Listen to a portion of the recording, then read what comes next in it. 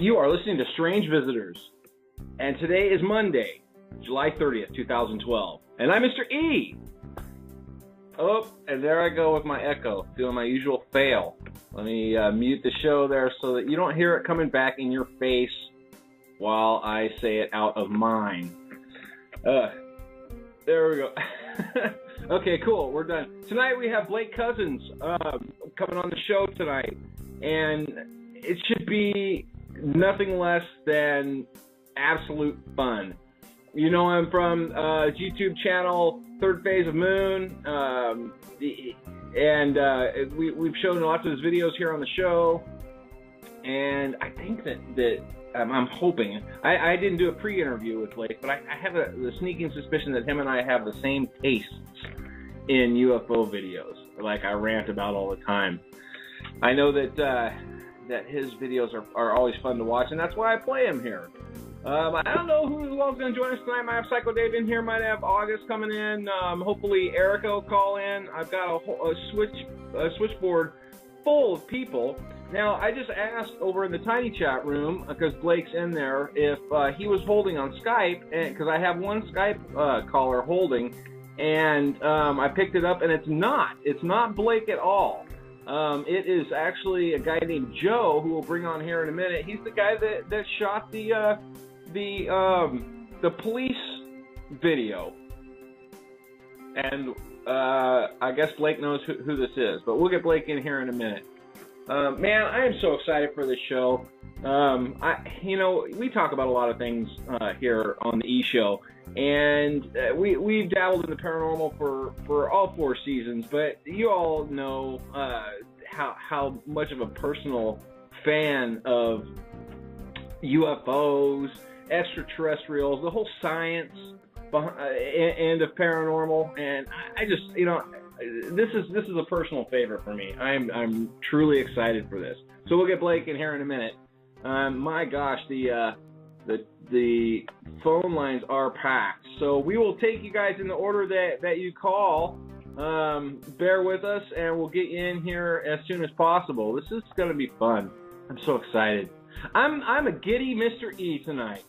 So Blake, let's see now. August is already holding in the queue, so the Skype button must be already active on the BTR page. So if you're not seeing the Skype button, go ahead and refresh the BTR page.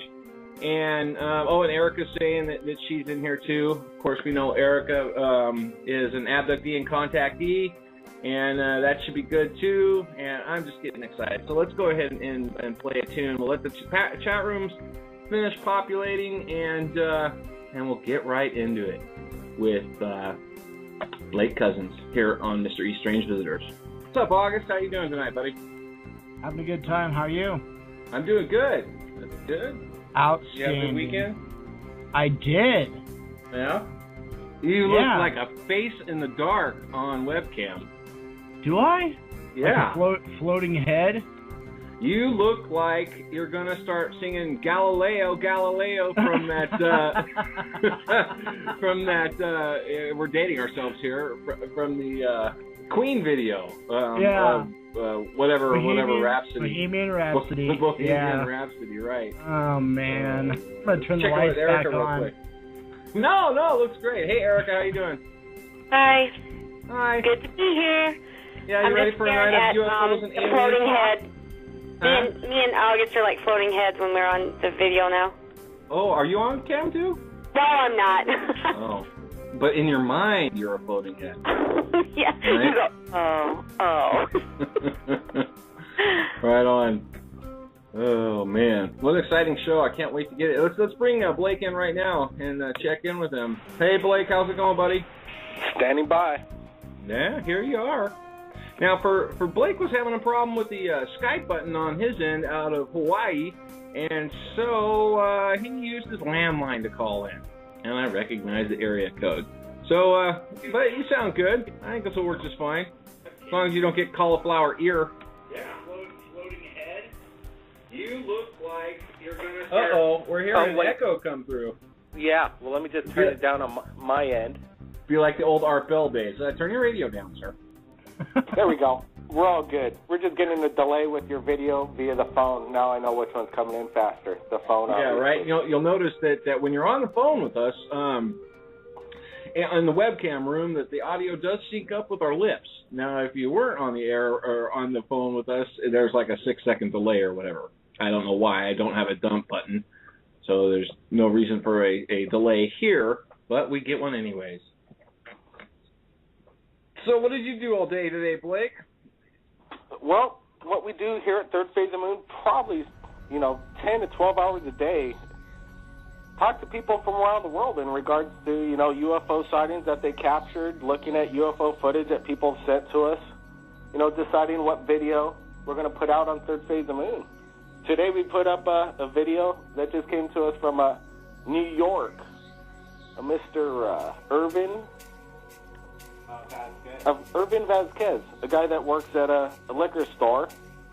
His boss is a Chinese man, said, hey, did you see the lights out in the sky? He managed to capture some amazing footage, and we just posted it on Third Phase of the Moon about, 45 minutes ago with the live Skype interview, eyewitness testimony, things like that. Very cool. All right, let's take a look here. Let's see. Pause this here. And that would be the breaking news, UFOs over New York, July 30th, 2012. Watch now. What video, right? That's the one. All right, let's see if we can bring it in here for the fans to see. Just the past 3 weeks, we've been getting video from Los Angeles, the UK, New York, Germany, and they all have the same characteristics of the same kind of light formations in the sky. And it's quite amazing that it's happened like in the past 3 weeks, all of a sudden mass sightings all over the world. It's been a mass pickup over here. You know, and it's not just for you. I'd say in the last 2 years, the sightings have consistently nearly doubled almost every month. We used to do sightings here and be able to do what we called UFO news, and it got so overwhelming, the sightings just kept increasing and increasing and increasing. Mm-hmm. So you're experiencing it now. So I wonder how many you're getting a day. Well, we get on an average, probably about 12, sometimes 20 a day. A lot of them are. Oh, my. It's quite amazing. It's just we got to weed through a lot of them that, unfortunately, they see it with their own eyes and they're seeing something. But to capture a UFO against the dark of night and just seeing a white dot in the sky, we're just going to have to pass on a lot of those videos. What we're wanting to see is foreground. Like you say, Mr. You love daytime footage, and so do we, and that's what we... Yes. I like the nighttime ones as long as there's exotic maneuvers.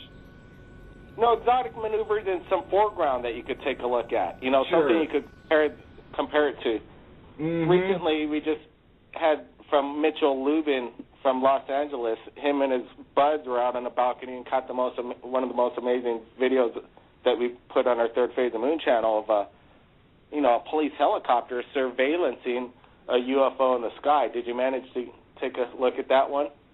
Oh, I'm not sure. I've got your latest one booted up here, the one you were just talking about. But the New York one's good.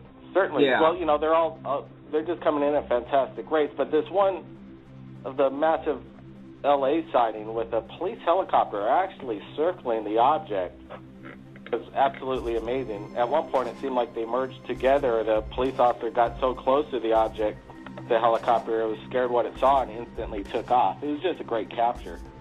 And it's amazing. When did you upload that one?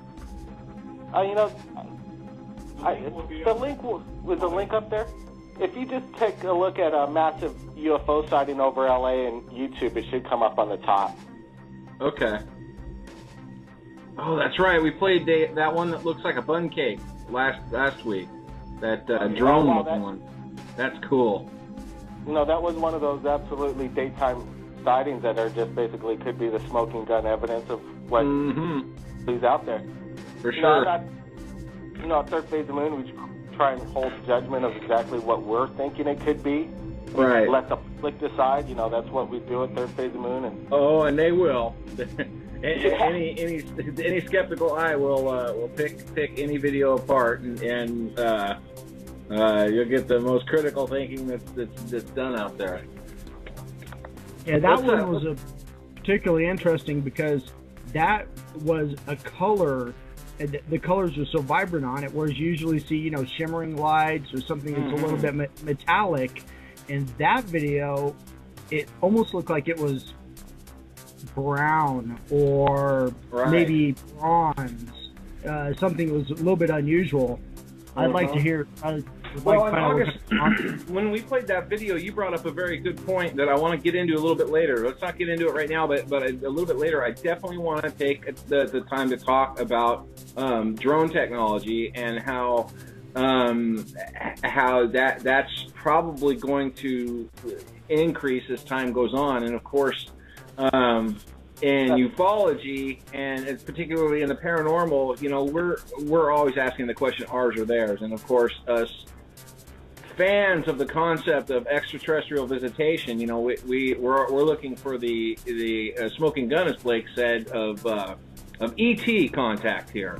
The aliens versus the latest greatest government drone technology. I'd like to know. Go ahead, Blake. With what you're saying, and if you want to save it for later, the drone and military, CIA, and what they're working on is far more fantastic than what we could even dream of. I'm sure they're 20 or 30 years in advance that what they're even giving them. And it's a possibility that some of the videos we get are definitely drones. Well, here's my theory on that whole thing is, and I haven't really got into this before, is that I think that we are going to see that come and go. And the reason why, and the operative word there is see, because I think that we may see them for a while, and then I think we're going to stop seeing them because they're going to keep getting smaller and smaller and smaller, and they frankly won't be able to be viewed by the just someone looking up in the sky. You won't see a flying disc or something, a swarm of mini drones or something like that. You'll start seeing you're seeing it blend into nature. Something that looks like a dragonfly. You see it come flying by, and it would just look to you like a dragonfly or a bird on a wire, or some of these other things, or maybe even to the nano level. I mean, I think that we'll probably see. I'm just pulling this number out of thin air, but we'll probably see 5 to 20 years of what's obvious technology flying around the skies, and then it'll just kind of go away because there's a theory that the United States and certain other countries, their technology is way more advanced than a lot of other countries out there. Maybe some of the things that we're seeing are possibly just outdated drones that were coming from other countries, and the things that the U.S. and the other countries are working on are more of invisibility, working on cloaking, and more plasma devices that are going to shield aircraft from visual view, like you're saying, not so much as actually nano slides flying around to survey people and fly in people's homes, or even military bad guys, or bad guys. Go after the bad guys is all fine. Sure, counterintelligence by the bad guys themselves. You figure that as the technology becomes more prevalent, that it's going to become more inexpensive, and the good guys and bad guys will both have drones. I could totally imagine there. I could imagine there being a bad dragonfly drone out there keeping an eye on the cops. Natural progression. Yep, it is a natural progression. Let's take a look at your breaking news over New York video here, and it looks like it's about 3 minutes here, and we'll talk about it here in a second. This is Third Phase of Moon's latest video.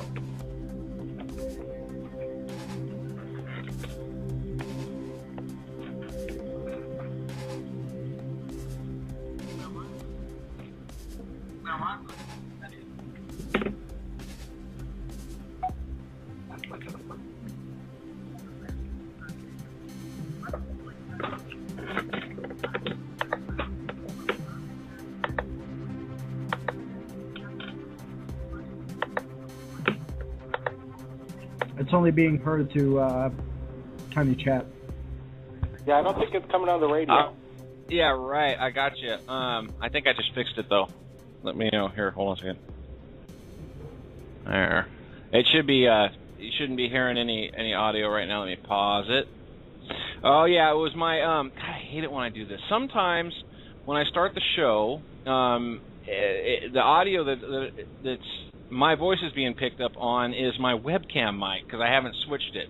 But let me see here. I just noticed that it was in fact picking up off of the. Okay, it should. I should sound much clearer now. It looks like it's picking up off of my my headset. So here, let me start it over. We'll try this again. Here we go.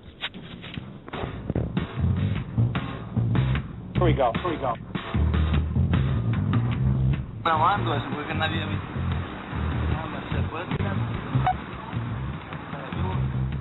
Welcome back to Third Phase of Moon. My name is Blake Cousins, and just yesterday I received a Skype from Irvin Vasquez, all the way from New York, who managed to capture amazing footage of light over the New York City skyscrapers. Thanks for joining us here at Third Phase of Moon, Irvin. Hey, thank you, man. How are you? Tell me exactly what you were doing, what time was it, and what did you think when you saw these lights in the sky? Well, it was on Friday night. It was around 11:21. I was at work, so I was taking care of one of my customers. And he told me, hey, you saw the 5 lights on the sky? I said, no. So I ran out and I saw the 5 lights. So when I grabbed my cell phone, there was only 3. So two of them faded away. They're very fast. So I grabbed my cell phone and I started keeping it up, recording it. So, but unfortunately, I only could caught 3 of them, and it was 53 seconds, and they disappeared behind a cloud. So everybody was in the street and talking, and some guys were screaming and taking pictures. Many people got scared, even though cars stop by, people get up from the car and start taking pictures. Because it seems pretty weird, man. I got nervous. I got chilled, But as soon as I saw it, I thought, that's a UFO. Wow, fantastic. There's been sightings all the way from the UK, Richard Stringer, and Los Angeles, Mitchell Lubin. Footage coming in from all around the world, and you captured something very similar in regards to these unidentified flying objects. Hey, thanks a lot for joining us here at Third Phase of Moon, Irvin. Thank you, man. Well, yesterday I was trying to post my video on YouTube, so I was searching, and I typed any UFO sighting this week, and it came out from the video from UK and Los Angeles. So I was surprised when I saw the 5 lights, the same thing I saw. So man, I said I'm gonna put this in YouTube too. Well, yeah, if anybody out there like Irvin has captured anything amazing or was there that night in New York, send your footage to us via Skype, Third Phase of Moon. My name's Blake Cousins, and we'll see you again next time.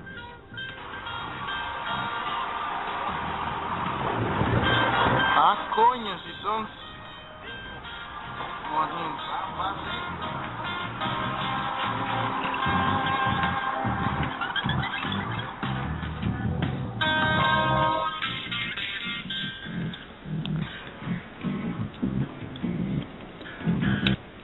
Fascinating stuff. That's pretty cool. That's cool that you make those videos, Blake. I like the way you did the split screen on the interview and all that. You have, well, let me see here. 23 million video views on your YouTube page. That's working out pretty good for you, huh? Well, just started, 4 years ago, we put out our first UFO video, and all of a sudden, people from around the world started saying, I saw the same thing. Wow, that happened to me. I wish I had a video camera. And then things started to happen, and we started to ask the public if they captured anything. We try and what sets us apart on Third Phase of the Moon is we're trying to get exclusive video from people around the world, and not just have people just put it on YouTube and somebody just comes along and says, oh, wow, that's an amazing video, and strap it on their YouTube channel and get mass hits with no credit to the guy that shot it. We just, that's not a fair way to practice. We've been in journalism for over 20 years, and, story and exclusive is something important to us at Third Phase of Moon, and that's what we want to do, is protect people's, footage as well as get it out to the public. And if anybody wants to come across the video, they know exactly where it came from. Oh, that's cool. Definitely. What got you into the UFO? Have you had a personal experience? My brother and I, we've had multiple experiences growing up. Just a year and a half ago on our 40th birthday, we had one of the most amazing experiences right here in Hawaii. And it's on YouTube. It's all there. A friend of ours called us down, said he had lights coming over his place for the past 3 nights. We got to come down and bring our video equipment and take a look at it. And 2 hours after 6 o'clock when we showed up, shit started to hit the fan, actually, and it was quite amazing. It was one of the most amazing experiences, and we went down there for 2 nights after that, and more strange phenomenon happened, amazing lights. Unfortunately, some of the equipment we had back in the day isn't what we have now, but it's like it. Right. You really have to be there to understand what you're looking at, and we know we were seeing something that we've never seen before. We're in Hawaii. We know what stars look like, satellites look like. Everybody knows what, when you're out there. We had 5 eyewitnesses that were there with us that night. One person, Jesse Kunishigi, he was there. He brought a gun with him that night. And he was actually pointing his gun at this thing when it was descending down on us. And that was actually, might not have been the best idea. Yeah. Yep, that's right. Don't bring a bullet gun to a ray gun fight. Exactly.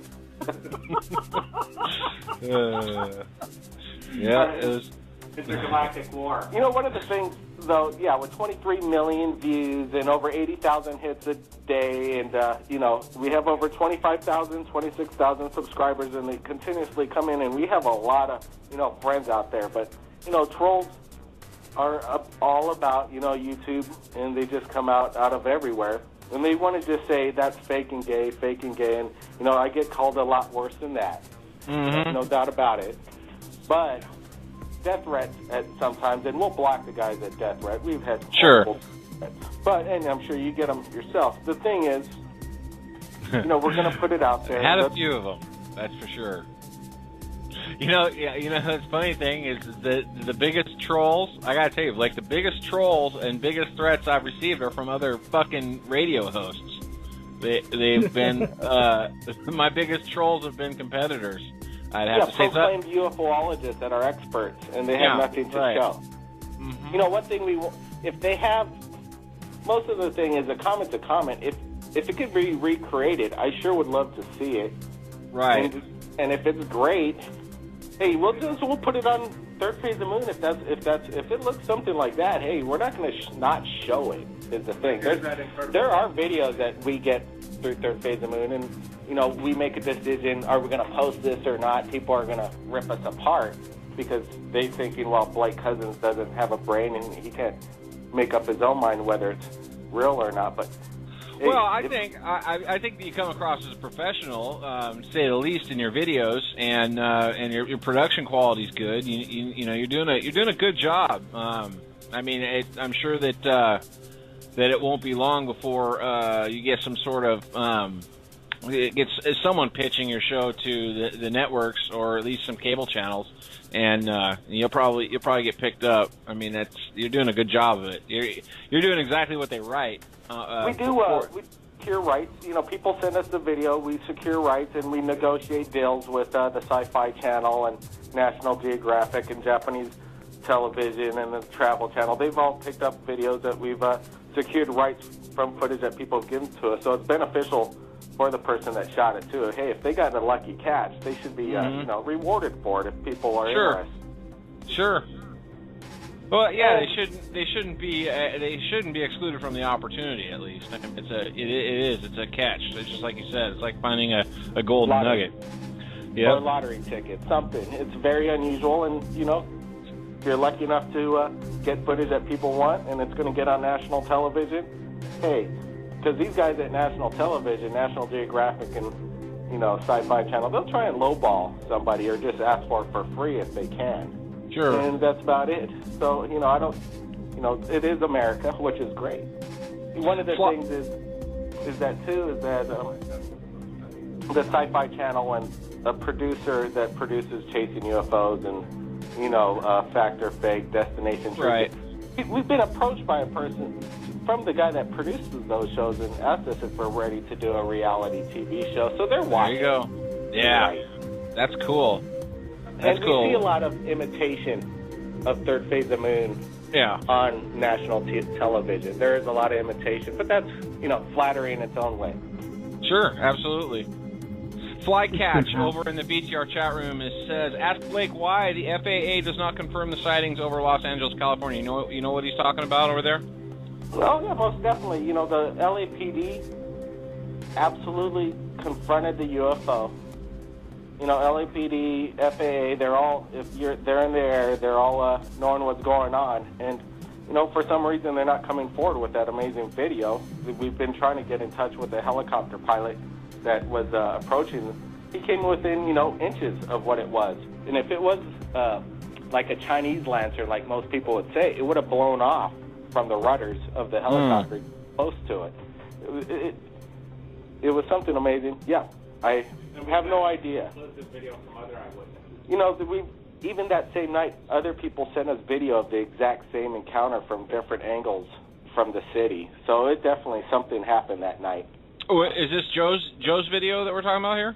Oh, that's another instance. Joe Rodriguez is a private investigator that investigated Third Phase of the Moon to see if we were pulling something off. Because there's this fellow that contacted me about 6 months ago. His name is Robert Bingham. He claims he could summon UFOs at will. I've heard these types. I know the guy you're talking about. Exactly. So we at Third Phase of the Moon says, well, if you could do that, well, hey, can you do it for us? And can we have our cameras on the ground and invite the public to show up as you do it? He came out public for the first time on Third Phase of the Moon. He's been studying this, he says, for over 15 years. He has over 20,000 pictures, he says. He shared a few of them with us on Skype. The thing went kind of viral, the first video interview, Skype interview we did with him.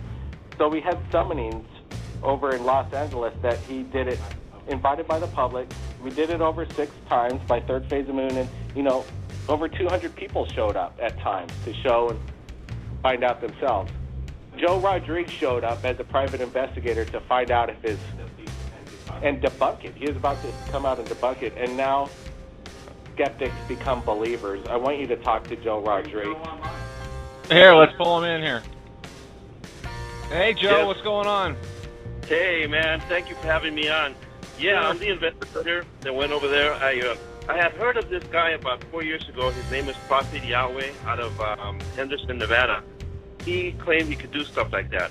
Then 4 years after that, which is recently, 2 months ago, I heard about Robert Bingham, that he could call these things. So I went to the park with my cameras to videotape him and look around and just kind of observe and make sure that to catch him, to see if it was fake.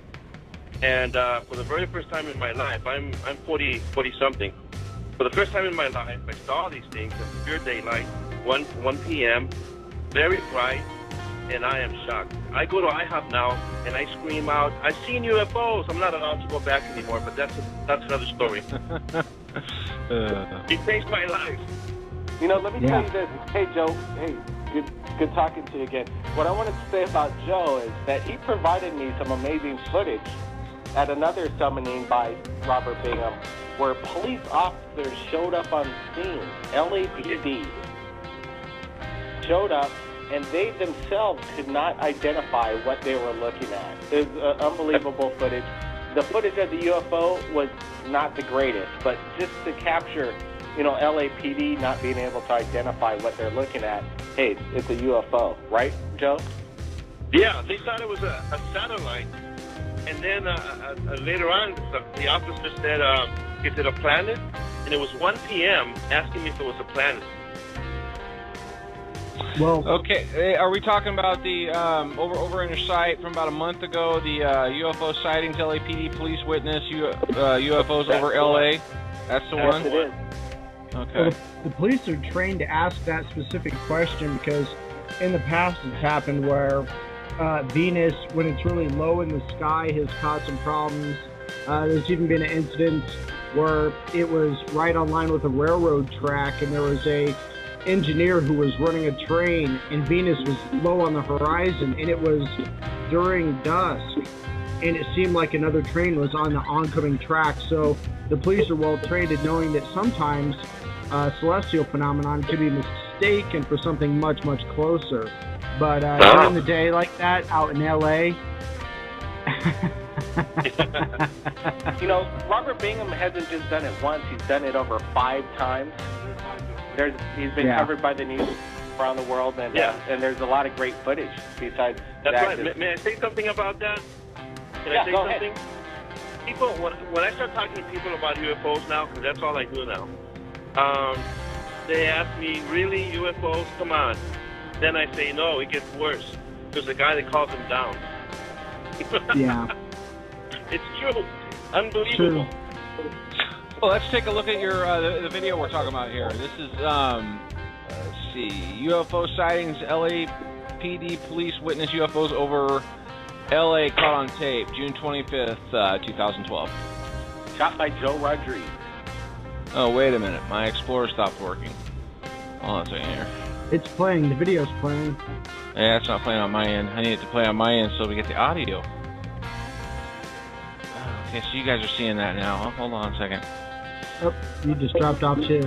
Yeah, I'm refreshing. Okay, well, we'll vamp for a minute or two here, and I'll be right back with that and get it up.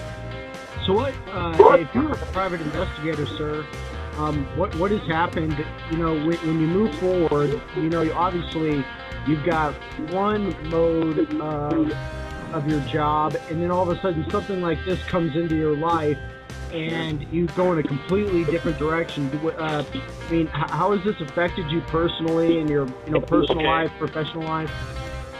This is what happens. I still do my investigative work and everything, but I'm also a magician. So I invent magic illusions.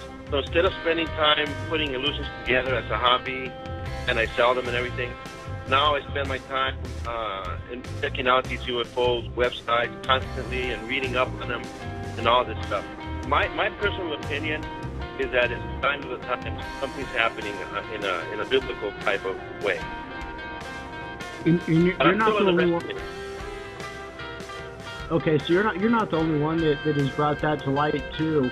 In fact, that's kind of how I got into doing this. Was when I was young, I was fascinated with ventriloquism, which led when you go into that section of the library, I ended up running across other books, like books on religion, magic tricks, things like that, and I became a pretty proficient, sleight of hand magician myself. Right. And then you go from there, and then you start moving into areas that are considered nonfiction, and you start breaking out these UFO books, and you're like, well, and then all of a sudden it just kind of snowballs from there.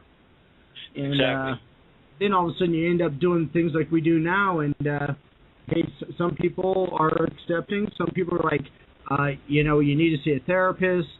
Exactly. And you're like, but no, I saw something. I have trained observation skills.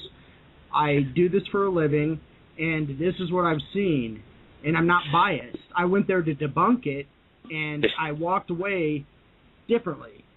Exactly.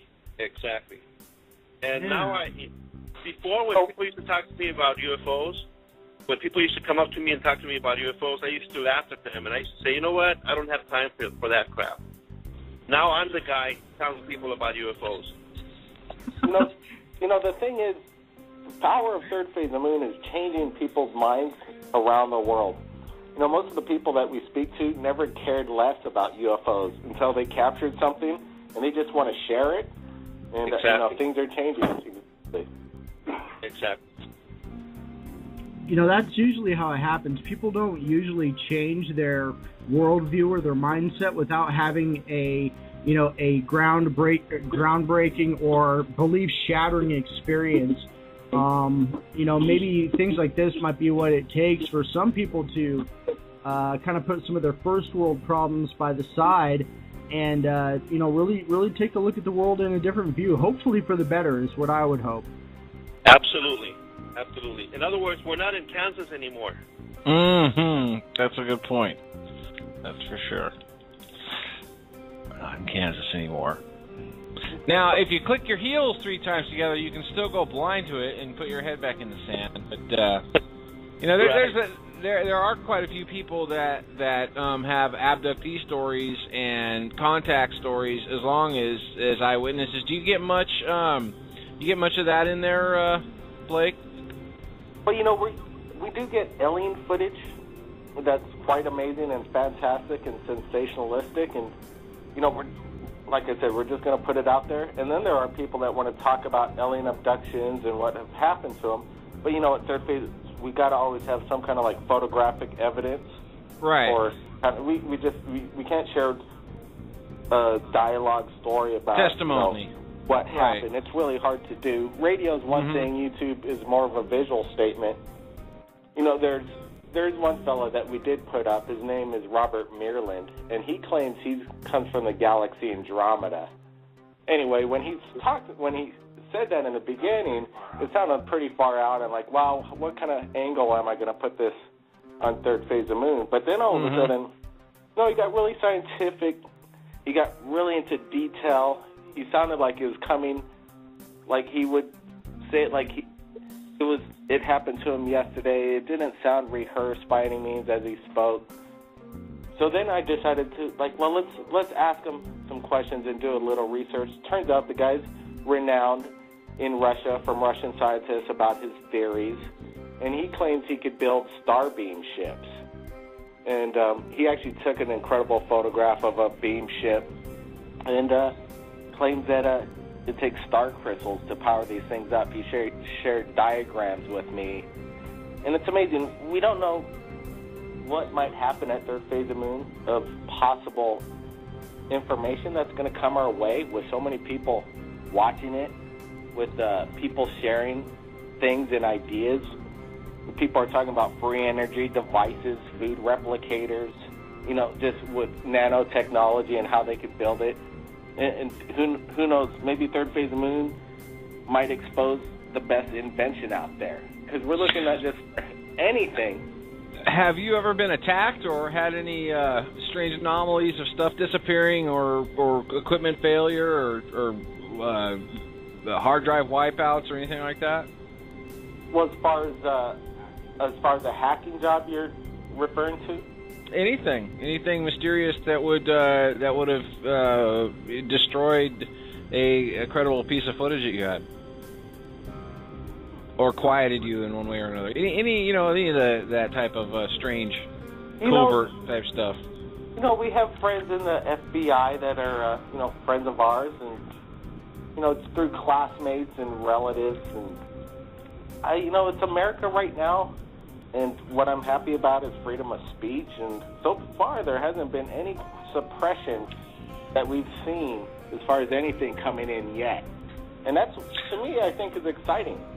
One thing I want to say is that with Robert Bingham, the man who summons UFOs, he was hesitant about coming out public about what he wanted to come out in a right way.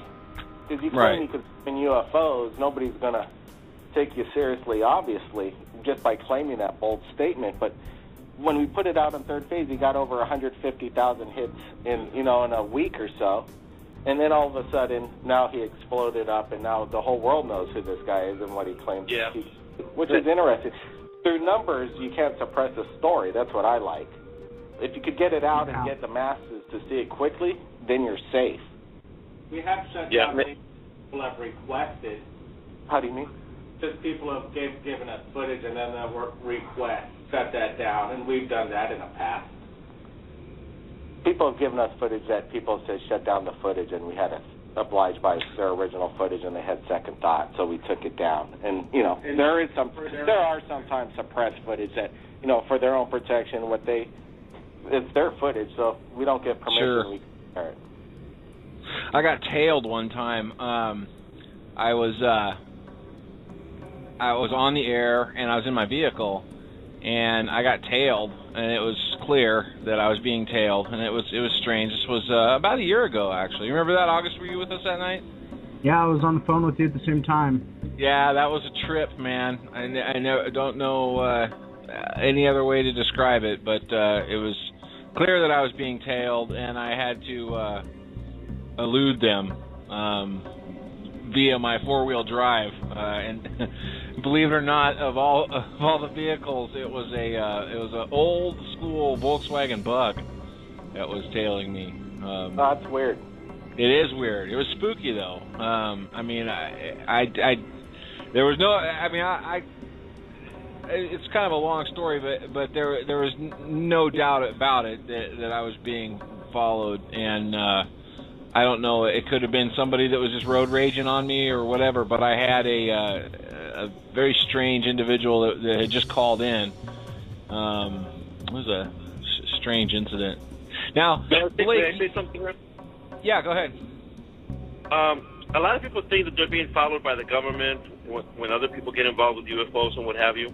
But my opinion is this, is that scientists cannot tell us what these things are. They come up with excuses, bump gas or whatever. It's because scientists usually measure things and they weigh things and they see things, they observe things. These things are spiritual of nature. They're spiritual. In other words, they do not know what the fuck they are. They don't know what they are. And they don't want to come out and say, hey, we just don't know what it is. They don't want to say it. The reason I say this is because Robert Bingham calls them down. We're talking about spiritual creatures. We're not talking about government involvement at all. This is something having to do with Satan, I think, in my opinion. Well, you'd have to imagine that there's a variety in a relatively infinite universe. That there would have to be good ones, bad ones, right. brick and mortar ones, spiritual ones, multidimensional ones, and of course satanic ones. I hear Dave in the other room saying, "Oh, whoa, Dave, you're muted. No wonder we haven't heard anything from you all night long." Sorry about that, Dave. Are you there? Yeah, I'm here. I haven't said anything. Okay, I wondered. I noticed you in the queue there. Everyone is Psycho Dave's with us. You too, Erica. You sure been quiet. What's going on with you over there? I'm just listening, but yeah, I'm enjoying it. Okay, cool. Do you have any questions for Blake? Well, wait, before you do, hold on a second. I was going to say, Blake, you're the voice and face of Third Phase of Moon, but I'm hearing like a sidekick in the background. Who's that? Well, His brother. Explained that I did a miracle and created a clone of myself. My brother is pretty much the man behind the camera. He's been awarded I think it was 2010 Top 120 Guggenheim Award artist for YouTube at one point for a film that we passed. So that, we've been doing video production for many years, and back to what you're saying about being followed around. We've been in photojournalism for 15 years prior, and we studied and went after a lot of major exclusives, and sometimes it dealt with some of the biggest high-profile people on the planet. And very cool. We were followed around, and at one point, we dealt with this fellow named Anthony the Pelicano once, and he's a heavy-duty hitter. And we know about, information being suppressed, because information gets suppressed all the time. They'll fly money at you to shut it down, and it gets shut down all the time because money talks, and people take the money to shut it down. And Anthony Pelicano is one of those guys that suppressed stories. He was a mastermind in it. He helped in the suppression of the Michael Jackson case back in the day when he was up for charges and paid the kid off $15 million. He was the middleman. So we were followed at points by Secret Service, we imagine, at points, and a few other situations. They know who Blake and Brent Cousins are. We're public, we're not hiding. We just want to get the information out, and we're just going to keep doing what we're doing. And I think it's all, under what we got right now is a great thing. It's called freedom of speech and freedom of the press. And that's what we're going to continue on doing until they change that law. That's what we're going to do from here on out, and nothing's going to stop it until they change it. Politics, the way it's going right now, they're trying to make clauses to go after journalists now and reveal their sources. And this is totally against what the whole Constitution is based on. This is what keeps everybody in order. Check. Mm-hmm. Yeah, and journalism's fun too. I mean, it's definitely entertaining and exhilarating to get into. What kind of journalism were you doing besides other than the ufology? Well, we dealt with just anything that dealt with high profile, from politics to celebrity to sensationalistic. We broke all kinds of exclusives. Whitney Houston, when she was down here in Hawaii and she got busted for a marijuana bust, were the first pictures out of Hawaii to get pictures of her and Bobby Brown in a parking lot up on drugs. Oh my! Was she crying like a dolphin? Actually, she was singing, going crazy, singing "Say My Name, Say My Name," trying to. And it looked like Bobby was about to, do a quick, give her a right hand. It was pretty, front covers, mass exclusive. One of the ways that we're able to get Third Phase of Moon launched was because of that experience and the connections we made around the world with journalists and magazines and news outlets to feed out the information quickly. Because over the 15 years of doing it, we made personal friends with head editors of every single magazine on the planet. And that's how, once you have a name and you put out something and they know who you are, they trust you, that you've been in the business a long time, then, things move fast that way. My dolphin joke was a Mariah Carey reference. I just now catching on that you were talking about Whitney Houston. Oh, yeah. Well, I've heard about dolphins and some mean things about dolphins from the Pelicano about talking about celebrity. But I'm not going to break these right here because we'll save that for later on. Yeah. So what's next for Third Phase of Moon? Well, doing what we're doing right now is keeps us, occupied.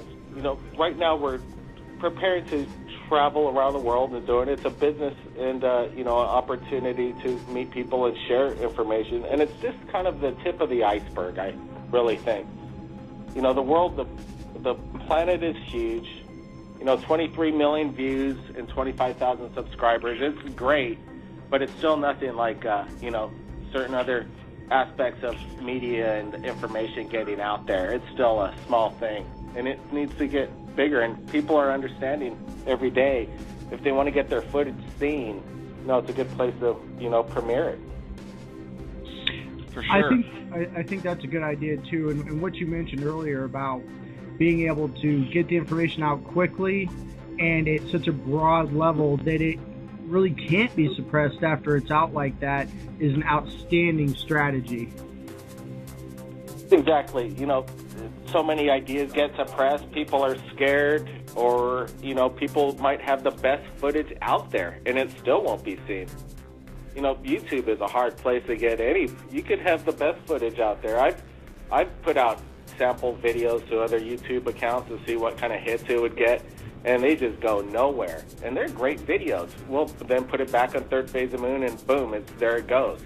And it took a while to get out there. And that's kind of the way YouTube works with its algorithms and putting it in its place. And there are certain viral videos that kick off, which are interesting, but those are again, lottery tickets. Well, we're talking to Blake and Brent Cousins here from Third Phase of Moon. If you want to call the show, of course, you can Skype in or call 714-816-4778, and the lines are open. We've still got Joe on the line with us, too. And in the chat room, I've got a question from Flycatch again. Ask Blake if he knows anything about Dugway Proving Grounds in Utah. The rumor goes that the saucers in S4 and Area 51 were moved there for increased security. What are you laughing at, Dave? Oh, nothing. Come on, share, or is it crude? Are you making Whitney Houston jokes again? No. Something else I posted. This is about Mariah Carey. Oh, okay. Save it for later. All right. So, Dave, you're sick. It's pretty. Yeah, I'm sure it is funny. Yeah. And that's a lot of dead Area air. 51 relocated into the Utah region? Yeah, the Dugway Proving Grounds. You know, I haven't heard anything about that. You know, there was one interview I just did recently with a 12-year-old boy. His name was Johnny Zakolski out of Sweden or Norway. And Australia, excuse me. And he claimed that he could speak to interdimensional beings from Hollow Earth. And he learned this from a guy named Billy Woodard from Hollow Earth. I don't know if you've heard of Billy, but he claims he's from Hollow Earth, and he worked at Area 51 for 17 years. And there is a large group of people that believe in a Hollow Earth theory. Yeah, when the 12-year-old boy told me about this, about 2 weeks ago, I've never heard of Hollow Earth.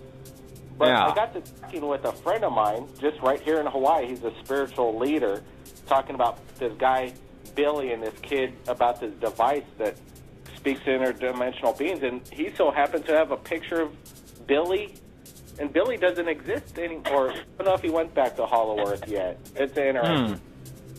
Yeah, they believe things ranging from there just being like, caves and subterranean beings to full-on mountain skies and weather inverted into a giant hollow Earth.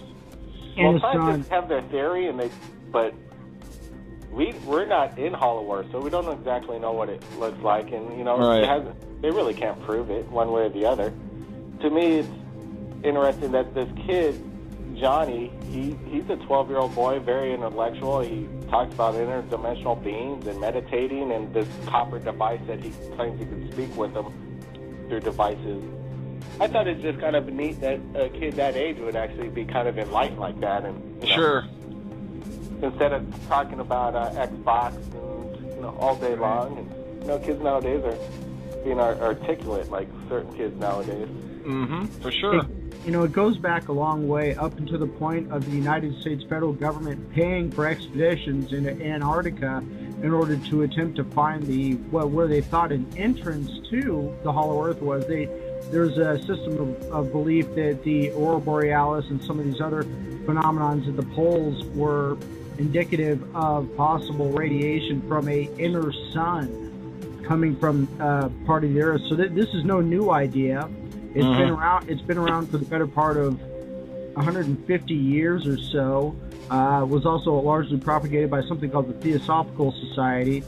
But even up until today, like you said, when we want to talk about Area 51, we want to talk about some of the underground bases, things like that.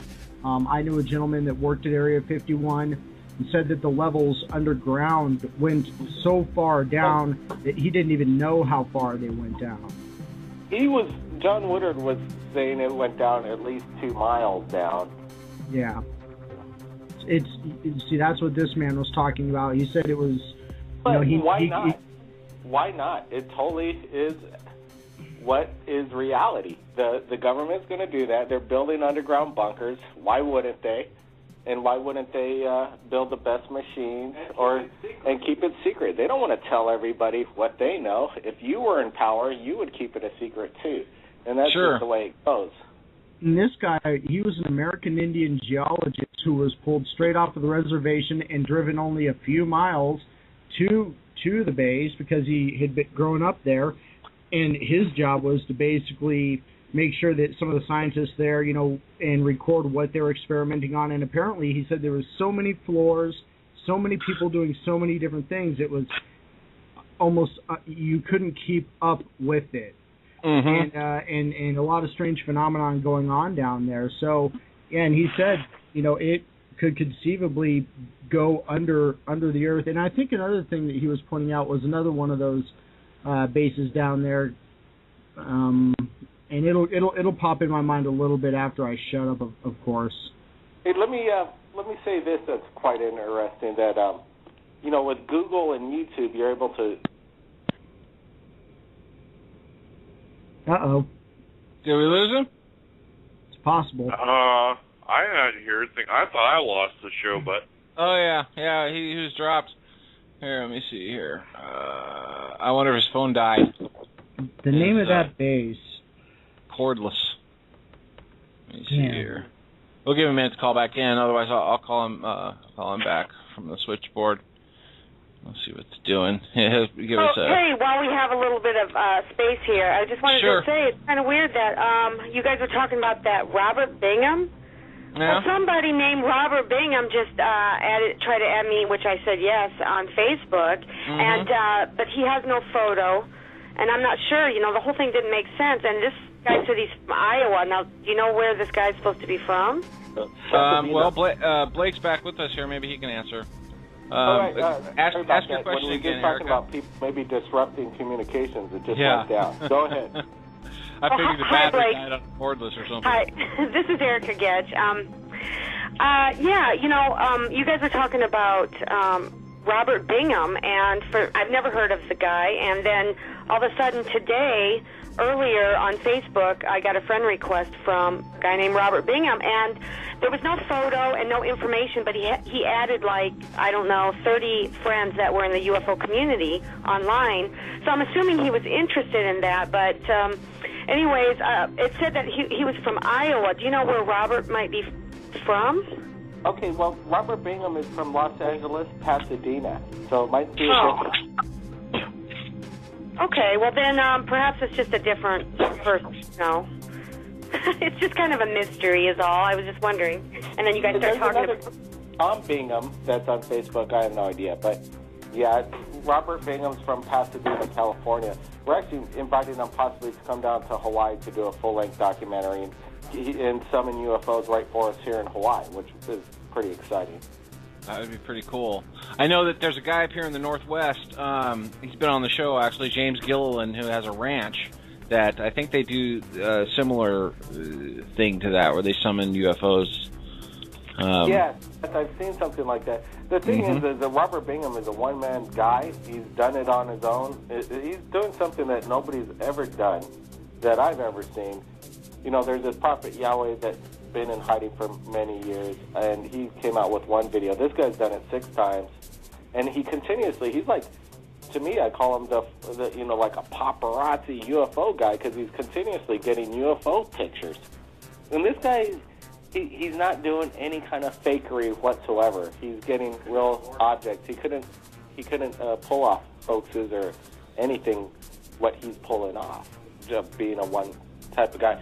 Let me tell you this, though, which is interesting before I got caught off with we look at YouTube, and they give analytical data, obviously, and Google, of where your views are coming from different regions from around And, some of the videos that we're posting, the drones again, these drones, a lot of these videos are coming in, drone videos, they look military, they look human, man-made, not so much, extraterrestrial, almost World War II-like. But anyway, some of the most regions that light up, the biggest country at points is Iran. And I've seen videos from the Middle East and over some of the synagogues down there and some of the places, the Muslim temples, where they seem to be highly prominent. And it seems to always be where there's a large-scale amount of war, where there's, amassing of armed forces. These UFO sightings seem to increase, and this has gone back into the Middle Ages, so that wouldn't surprise me one bit. Those son of a bitches. Well, see, here's what it is. The gentleman he's talking about, they can summon UFOs, so on and so forth. He talks about it, and correct me if I'm wrong, from a purely spiritual standpoint. Well, he came off the angle that he wanted to talk about Jesus Christ and the angels. Okay. Yeah. And, we at Third Phase, he has his own views and everything, and that's great.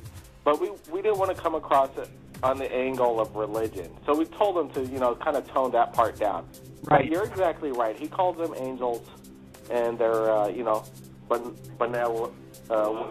It's just, angels is what he calls them. He Well, calls you got them. the Can I say people something about that? Yeah, sure. Go ahead. Okay.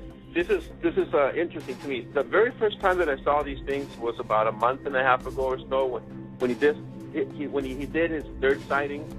Was the very first time I saw these things. That's when I was investigating him. We saw some UFOs there, and there was a lady. I think that's his girlfriend. I'm not sure. But she came out in the video yelling at these things, saying, "Help us, show us the way, teach us the way. We need you, help us." And I'm thinking, lady, this is not Jesus. That's all I'm going to say about that. Right. You don't know what you're now, doing. These angel/UFOs that are being summoned, are these like twinkling lights? Are they energy type UFOs, or are we talking about metallic crap? Amazing variety. I'll get you a link right here to look at it. But yeah, you know, all different types of sightings. Okay, but here's something. I was there personally, and I saw these things. This is the amazing thing. What'd you see? It was pure daylight, the sun shining as bright as it can be, and you got these specks of light. It's even difficult to tell how big they are because it's difficult to gauge the distance because all you can see is clouds or the blue sky and a bright light. Now, how can a bright light be in the sky and you have the sun right next to it? Incredible. But no, it was not the old-fashioned saucer, nothing like that. Just the the Bible says, Satan transforms himself into a bright light, an angel of light. The name Lucifer means light bringer. Exactly. Perfect. Okay, Dave, you can do one. I'm not going either way on the viewpoint because what we try to do here also is we try to be as unbiased as possible. We don't try to take on any belief system one way or the other. I'm talking for myself. So that being what that is, I think that's a good idea also because there's some people out there that there's no shortage of atheists in the world. Denominations also. If you go into Hinduism, they talk about lights and Vedas going back. They claim tens of thousands of years. Right. So this may just be the current iteration of what this gentleman has been able to tap into them with. Now, whether or not that's a benevolent force or malevolent, we're not sure. Well, I would be suspicious though. From our perspective, I mean, I would imagine that there are many, many, many life forms in just in our galaxy alone that Earthlings would very much so consider to be gods, angels, and demons. Well, we have a president coming up, maybe, and he might be a Mormon. If he gets elected, Mormons believe in all that stuff completely. Yeah. Imagine this. Imagine if they make contact during his presidency, after he's been president for a while, and he's the leader of the free world, and then he starts getting this energy going because the UFOs, aliens tell him that he needs to do this in order to make it a better world for peace and security. And all those people like me that have a negative energy, quote unquote, will be persecuted or destroyed or whatever. I mean, who knows? It can happen. It's in the Bible. It's happened before. People being dragged. He has some of that magic underwear too. Well, the Bible is a great story that's made, and it has to do with 100% faith. Because science in the Bible, they try and prove it whether this really did exist. Well, one thing with UFOs is that evidence is happening over and over and over again. You don't have to have faith. You just got to look with your eyes and things are happening. All right, Blake, I just got that video that you sent me here. Let me see here. The one from Friday the 13th? That's the one. Friday the 13th, Robert Bingham captured an amazing object. It's one of the best videos that Robert managed to capture. All right, let's take a look.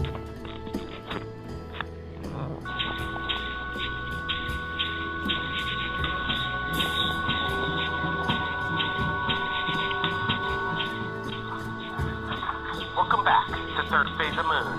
My name's Blake Cousins, In this week's episode, we're going to take a look at some more footage that Mr. Robert Bingham has sent us at Third Phase of Moon. Robert Bingham, for the past 6 months, has supplied Third Phase of Moon exclusive footage. We've slowed this footage down and zoomed it in 500% along with some stabilization. Now let's take a look at this video right now.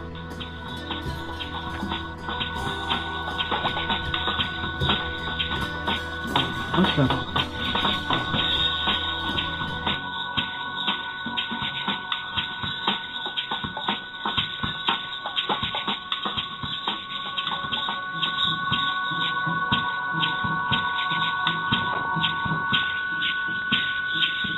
Very interesting. Yeah. Almost looks like an angel with wings, which is interesting. If you look at it again here, it's crazy. August, describe what we're seeing for the listeners. Okay, it's almost something with wings. It's circular and it has, I would say 4 or 5 wings. Parts that are coming off the main body, and it's rotating. So, you know what? That almost sounds like something out of Ezekiel. I can't believe I just said that. But no, it looks like a large glowing circular object in the center with rotating. I can only describe them as very close-ranging satellites of glowing objects going around it, moving it what appears to be at will, up, down in 3-dimensional space. It's broad daylight, very bright reddish yellow hue. People have got to go and take a look at this video over at Third Phase of Moon's YouTube channel. I think you can pick that up over there. And this was on Friday the 13th. And it is incredible. It's titled UFO Sightings, Incredibly Bright and Unusual UFO Craft Fly Over L.A. Friday the 13th. And it is exceedingly bright. Oh, that last bit of footage, it looked like a Mylar balloon floating away. Check the link below. If you have anything amazing in regards to UFOs like Robert Bingham, send it to us at Third Phase of Moon via Skype. Now I'm off to the Philippines in an investigation to research an attack on an 80-year-old man in the Philippines. My name's Blake Cousins, and we'll see you again next time. Oh man, Blake, I absolutely love your drama, dude. I've talked about it many times on the show. The way your intensity in the videos and the way that you engage the audience is awesome. Hey, well, I appreciate that. That comes means a lot from coming from you, and people have to have a face or some kind of feeling that they could trust a person or it's in good hands, besides just a corporation. That's why Third Phase of Moon, they've kind of decided, okay, let's put me in front of the camera. Because for the first 2 years, we didn't take any comments. We just put the video out with no nothing. Well, and, putting a face and a name and a voice to it definitely gives it personality, and let's face it, that's what fans want. So that's good props to you guys. I'm glad you're doing this stuff. It's good stuff, and the multiple camera angles, your on location shots for your dialogue and your monologues is good stuff, man. I was attracted to it from the very first time I saw it on here, along with the fact that you seem to use a lot of discretion with the videos that you promote and that you discuss and write dialogue for. It's good stuff, man. You know what? My brother's been a filmmaker. We've been making films since we're like 12 years old, starting out with Super 8 and going on to VHS and Super VHS and then Mini DV and all the way up. And my brother's always itching to film something. And, it's kind of, it gets him to get that itch out so he could film. And then we got the videos on with it. It feels good to make a product, have great footage, and put it out there. And once you do that, you're always wanting to do the next one. And when's the next coming in. And what the greatest thing about it is that we've always loved as filmmakers is once you get it once, it lasts forever, and it never. And the capture of light is a miracle of technology that we love. And not to mention the fact that the technology to record and store video is much easier to get now than it used to be, both in price and in quantity and quality. Well, just with the advent of Skype and everybody having mobile phones capturing these objects, and then we're able to do these Skype interviews, record them, put them in a production, and these split screens, and to do it for, nothing is absolutely amazing. Something like this, 10 years ago, would have cost us $100,000. Yeah. For sure. And it just keeps getting fast, higher quality, and it's a good place to go. It's a beautiful world at the moment when everybody can speak all at once. What do you guys think about Olympic UFO sighting? Have you guys seen that? I have not.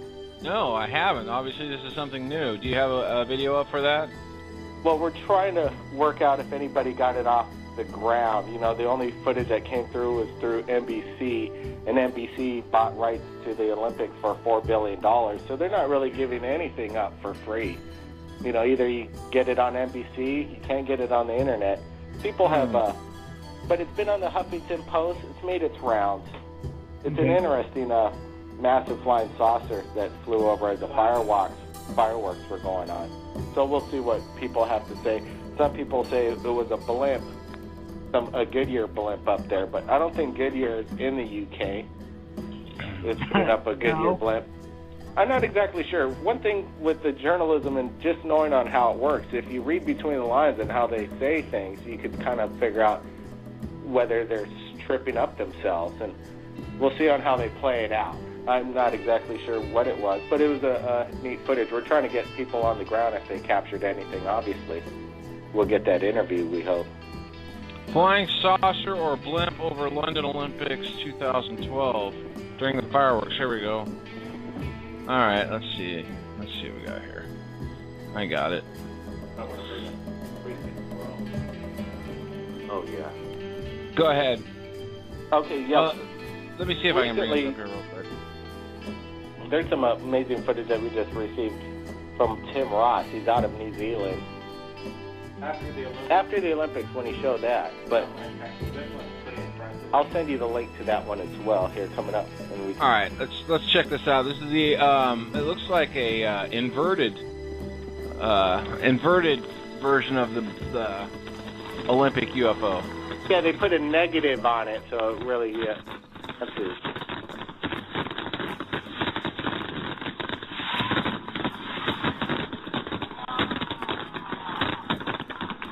Yeah, wow, cool.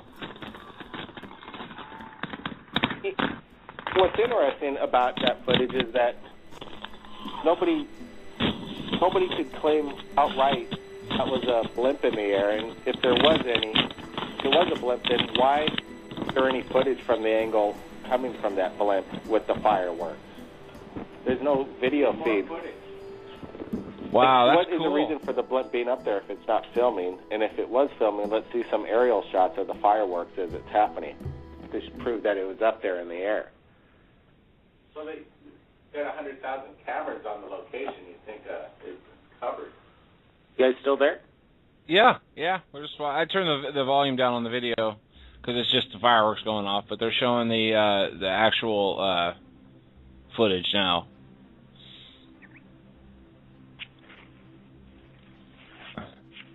Yeah, it's interesting stuff. Okay, what do you got here? Did you just drop another link in? That's the other link to the footage that comes from Tim Ross out of New Zealand. He's given us some, great daytime footage, massive drones. This one looks like I call it a militarized drone. But then some people say if it's a drone made by the military, things don't fly like this. So it must be some kind of UFO. Hold on. I've never seen anything quite like it. Yeah, am I live? Can you hear me? Yeah, August, we can hear you. Yep. there is some very, very large military blimps that they have been putting out recently, but the difference is that they are not, iridescent like that. That they are made to blend in with the sky so that they cannot be seen, and they're large. They can carry tanks and things like that, but that is not of the style and shape that I've seen of the ones that have been manufactured. So how did the blimp theory get debunked on that Olympic footage? Well, I've asked around. Everybody, all of a sudden, I got about 50 emails from friends saying, you got to look at the Olympic UFO footage. You got to tell us what you think it is. And I'm just trying to get footage that I could put on my YouTube, because I can't just take NBC footage and put it on my YouTube channel. I don't want to get flagged, get my channel shut down. So we're just waiting. Unfortunately, that's just the way it goes. It's just a risk we can't take. You know what you got to do is come up with an auxiliary channel for your questionable footage like that. Believe me, I've done it. Yeah, I've had additional, And then what you can always do is you can put something like that up on your a different channel and then favorite it on your main channel so that your main channel won't get flagged. That works, but it doesn't work like if you did it right on your channel. Still, oh, absolutely.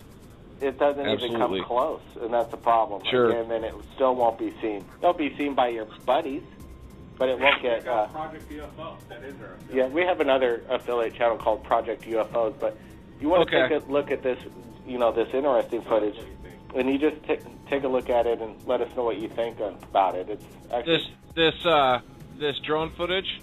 Yep. Okay, let's take a look. Let's see what we got here.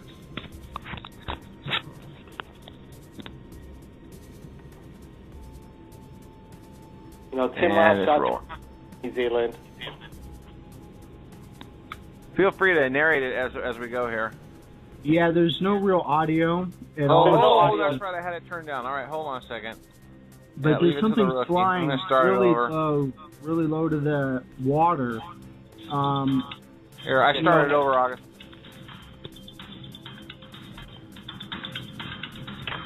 It almost looks like it's flying directly horizontally over the water at this point. Looks like it looks almost like a jet, but it doesn't have contrails. If it is a jet, it's going extremely slow. Book the blend, book the blend. No, it's hard to tell what it is, but it seems to be holding a very steady altitude, heading horizontally. One thing here at Third Phase of Moon is when people send us the footage, they don't have the equipment like we do, where we could slow things down, zoom in on it. Okay, now it's zooming. Okay, that's not a jet. It looks similar to a... What the hell is that? It seems to be rolling. Yeah, it's doing barrel rolls, whatever it is. It looks to be almost like it seems to have two sections, like a front section and a back section. It's got a front fuselage, and then it has a rear, what would be called a push-pull style prop, possibly operating on it. Very cool. It very well may be a type of drone technology. That is good footage. I don't know what that was, but that looks like it could be. Just the unique part of it. By the way, I want to give Dave absolute credit for his boss to plane joke. That made me laugh out loud for sure. Third Phase of Moon might have a opening for a correspondent with Dave, the way he explains things on the fly. He does pretty well. Yeah, I know. Yeah. I expected at least one Hail Satan out of him, because that's his favorite thing to say from the Tenacious D album. He says it every time anybody says anything religious, he always says that. Not that he says. Josh to come forward and to do some Skype interviews with us. He says he works for some outfit in Australia that's government affiliated. He doesn't want to come out of New Zealand. He doesn't want to come out public because he has a family. We're trying to get him to come out and explain exactly, because he just sends me the video with really no explanation, and he's getting the best daytime sightings the weirdest things that I've ever seen. That was really, really cool. What we just looked at, very, very cool. It almost looked like like some sort of ornament or something. It looked like something that would be pulled behind an airplane. Like remember when you used to see those planes flying around that have like signs that they're banner. Mm-hmm. Yeah, there's a lot of those around. Yeah. When I see something like this, to me it hits me that it's so not streamlined like the one that I encountered. So I don't know what that means in nowadays terms, but I would almost say, just out of my own, how you said everybody has their own opinion, based on my own experience, I would say that that's definitely human-made, not extraterrestrial. Well, when you see something that's not aerodynamic or streamlined, it looks like spacecraft as opposed to aircraft, because aircraft, of course, typically take a streamlined design. But if you're talking about certain kinds of gravity field drives and other things that UFOs have, in theory used in the past, then shape might not even be an issue. Right, and see, that's what I was mentioning before, is because when you get into aeronautics and the use of thrust, especially with man-made like planes, that's why I mentioned the push-pull mechanism. Anybody that's familiar with planes, fuselages, things of that nature, it's a dual prop, and what happens is you've got two propellers working in opposite directions on the vehicle, which cuts down on the need for a lot of aerodynamics. But what it does add is not only high maneuverability, high ability for turning, accelerating, and also it doesn't have any drop when it goes into high acceleration, as far as like engine failure, stuff like that, because it's working in tandem. But I could be wrong, because I haven't had the chance to get my hands on one and break it apart and reverse engineer it in my lab. Yeah. But, let's have some fun spitballing, you guys. And again, listeners, if you want to get a chance, we got about a half hour left in the program. If you want to ask Blake some questions, pick up the phone and call 714-816-4778. Of course, that's Blake Cousins from Third Phase of Moon. Let's do this. Let's talk about let's talk about the extraterrestrial UFOs. In the context of Earth being visited by extraterrestrials. And I suppose the extraterrestrials could include the hollow Earth extraterrestrials, or the intraterrestrials, or whatever we would call them. Aliens to us. What are they doing here? Why are they here? I'm sure that there's a variety of reasons. So let's start talking a little bit about it. Blake, what's your first impression of what on Earth aliens would be doing? Well, I think the aliens, if they have visited us, probably 150,000 to 250,000 years ago. I believe in the theory that it's a possibility they landed in the Iran, the Middle East region to look for precious metals and mine the gold, mine the oil, or whatever they needed, and possibly design human beings as what we are today. If you look at it, it is a miracle that Earth has been around for 7 billion years, and all of a sudden humans came into the factor near just, out of nowhere. How did this happen? I think there possibly is interjection from other beings from other worlds that are visiting us. And, the evidence keeps coming in. Our government is obviously covering up something. And we're just hoping that, that the footage will come out and show it. And, aliens are possibly flying these things. A lot of them are drones. It's hard telling of what exactly is a mixture of both, like you're saying, reverse engineering. Mm-hmm. One thing that I find and I admire about you is the fact that you will go and travel to places in search, and I have to a personal vested interest in being a student of the world and a student of knowledge and wanting to get to the bottom of it and the curiosity of it and willing to go to the lengths to do that. I've seen you standing in ruins that a lot of people don't have the opportunity to go and visit themselves. Like when you start talking about what has been popularly talked and called the ancient theory.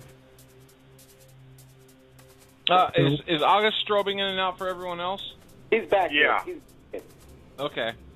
We heard it. We heard it all. Yes. Okay. With Third Phase of Moon, that is one of the most greatest pleasures of doing what we do. Is to open up on a location where nobody knows where it's going to be, have an interesting background, and not be stagnant all the time. You got to get out there and talking is one thing. On YouTube, you got to show them visuals, and if you're not showing them the visual, then they're not going to watch. And with the UFOs and being on location with Third Phase of Moon and seeing the things we have and speaking with the people and their experiences, we get up every morning inspired to do, find out what's going to happen next. Who's going to contact us next? We got to go through, 200 or 300 emails every day, finding out if somebody sent us something or what their opinion is. And we try to go through every single one and make a personal contact if we can.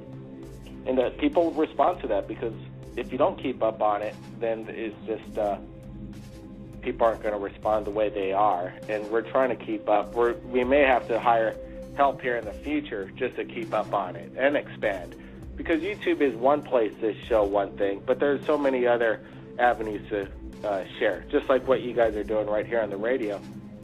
And it's interesting, this whole radio concept, what you guys are doing, is a whole new aspect of getting the information out. Well, yeah, I mean, gosh, I've probably taken, I don't know, August, what would you say? I mean, it's got to be getting close to 100 random calls with extraterrestrial testimony. Or testimony pertaining to ETs. Here's where Strange Visitors has really helped out a lot as far as people, and especially like you said, when it comes to videotaping, some people don't want to be known as the person that was the eyewitness. Some people don't want to be known that they were, there, that now they believe. But when you can talk on the radio, a person can call through Skype or through a phone and talk about their personal experience and have a little bit of anonymity, because, some people are afraid of credibility, their credibility being wrecked. We all know that in the scientific community, there's a large amount of people that will, if you even say the word alien or little green men, that you can ruin your career for life. So some people, what this has done is allowed them to feel like they have a kind of a safe haven to talk to impartial people, and they can share their experience. And we've up into having possible alien abduction even on the show on one episode. Oh yeah, with Adam. Who's digging in the garage? Yeah, is somebody washing their pots and pans?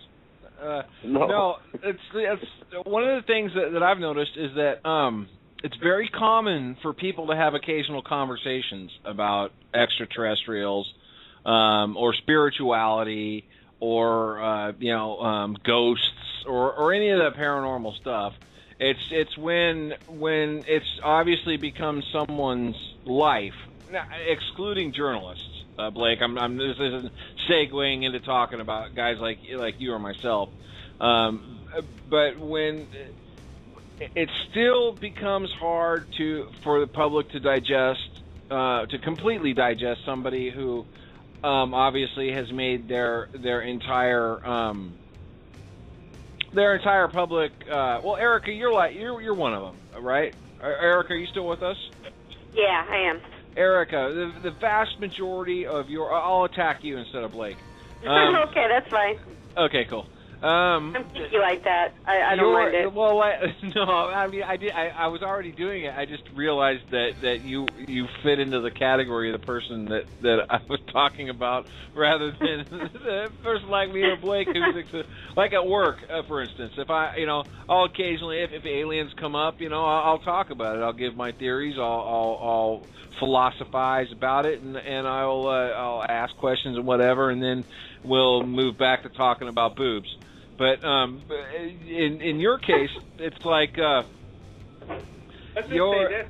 It's kind of interesting. I know where you're coming from. When people call us at third phase of moon, we're talking to a stranger that lives every day normally, and they have really nothing to do with UFOs. But once they contact us, it's all about UFOs, and it's a straight up symposium about what's going on and what are they.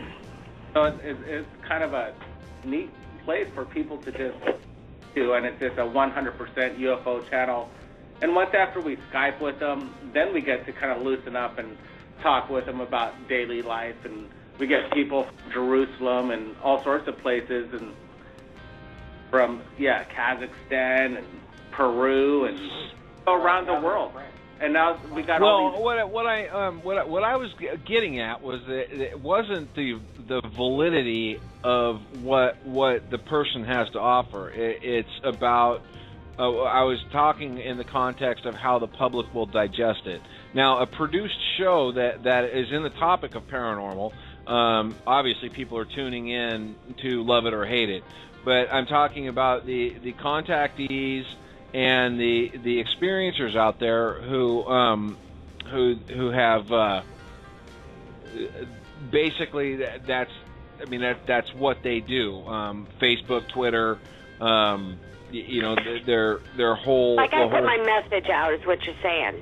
I put myself on the line in my message. But you got Billy Meyer, who's made a life out of his experience. You've got these case Stan Romanak's another one, where his entire public. Stan Romanak actually called me a liar, and third phase of moon's all fake. Yeah, that's interesting that he would say that. Considering the fact that there's a high likelihood that his video and entire experience is fake. Well, the thing is, the difference between him and I is he has one video. We have over 100 videos of UFOs. And if he's going to say all of them are fake, then he's calling a lot of people around the world a liar, not just Blake. And to me, it's insulting. Well, yeah. Stan Romanak kind of strikes me as a douchebag. Anyways, I watched that. Was it the UFO Chasers? Is that the name of the show? The new one? Yeah, UFO. Or Chasing UFOs? That's the difference between, again, Third Phase of Moon and what these guys do. They're emulating. And there's so many people out there that will just claim they're a UFO expert. I'm not saying Fox is a expert or not. He did his CNN thing, and that was pretty cool. And he came out with his Project Blue Book thing. And that was a great thing, but he was trying to sell his DVD for $300. Oh, brother. It's like, okay, well, now we know where his agenda is at. Right. He wants to sell a lot of DVDs. He made a friend at CNN. That's great. But there's a lot of people that will just take UFO videos, put it on their page, and just copy-paste the description, and now all of a sudden they're an expert. And then they're not talking to anybody. They're not getting a real eyewitness testimony. Go ahead with what you were saying there, Mr. Mysterious. Oh, I don't know. I was just farting around. I was just trying to I was trying to backpedal out of not alienating Erica, actually, to tell you the truth. Yeah, I know. Picked up on it. Thank you. I'm sorry, Erica.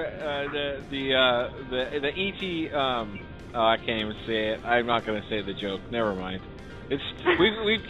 we've kept the show clean this long. I'm not going to spoil it in the last 20 minutes. August is laughing too, you know. Well, let me just say I can understand where people put, they give you, Blake, their videos, and you want to do them right, and that's really honorable, and it's really For good. sure.